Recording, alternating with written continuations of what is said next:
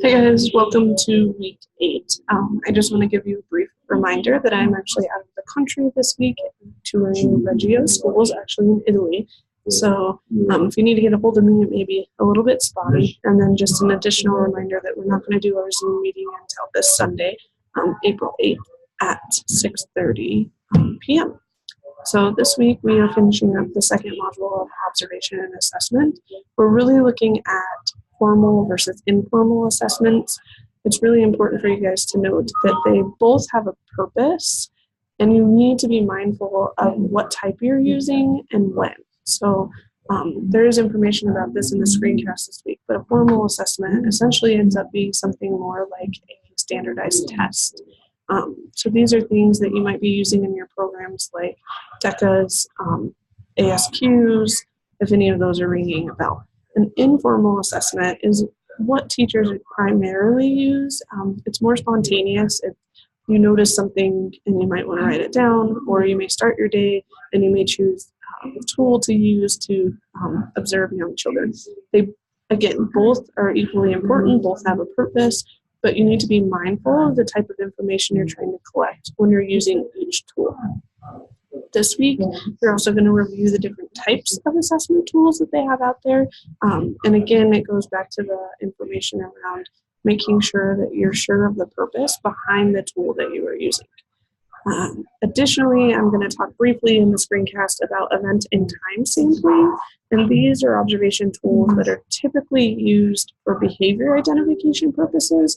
So if any of you guys out there have heard of positive behavior support plans, prevent, teach, reinforce for young children, those are all things that you are using observation data to track behavior of young children, and then using that data to support you in making a plan. So we'll talk about what those tools look like inside the screencast, but we'll also review them when we do our weekly Zoom.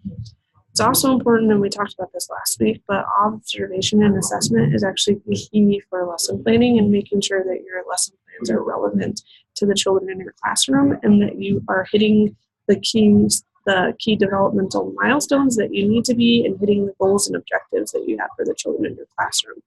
So make sure that you are very clear about the relationship between observation and assessment and lesson planning. Again, I've already stated this, but we are going to be talking about the different types of assessment tools this week in our weekly Zoom meeting. So watch the screencast, do the reading if you can. Actually, you should be able to because you have a whole entire week to get all of that done. Again, I'm going to be out of the country until Saturday of next week. So we are going to have our meeting on Sunday, April 8th. I do want to make sure that is the correct date. Actually, it's the 7th, so I'm sorry. It's Sunday, April 7th. We will be meeting at 6:30 p.m. For homework this week, you have a discussion question part 2. You have a completed observation record that you have to do, which we will talk about during our Zoom meeting. Generally, I have you practice and then go and actually try to do it, but you're not going to be able to do that this week just because of the way that this is set up. So we'll talk about how that went. And I'm going to provide you some directions around what to do here in a second. And then you have your check your knowledge quiz. Additionally, you have a resource collection item, so something that you need for your portfolio that is going to be not due to me formally, but if you want me to look over it, I can.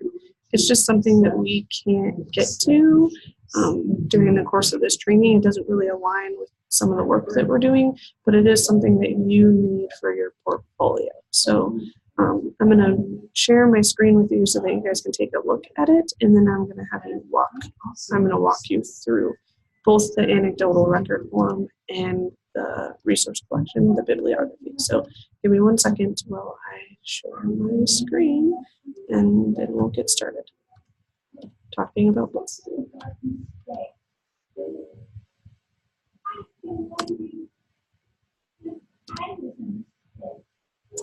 All right, so first things first, this is the anecdotal record that you will be using. So this week you are going to practice observing the child and filling out an anecdotal record. And there's information about what an anecdotal record is inside of the reading and the screencast.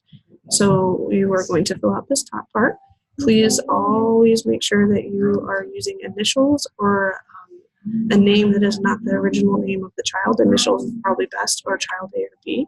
And then you are going to, in this box right here, fill out a description. And remember last week we talked about being objective in your observation. So make sure that you are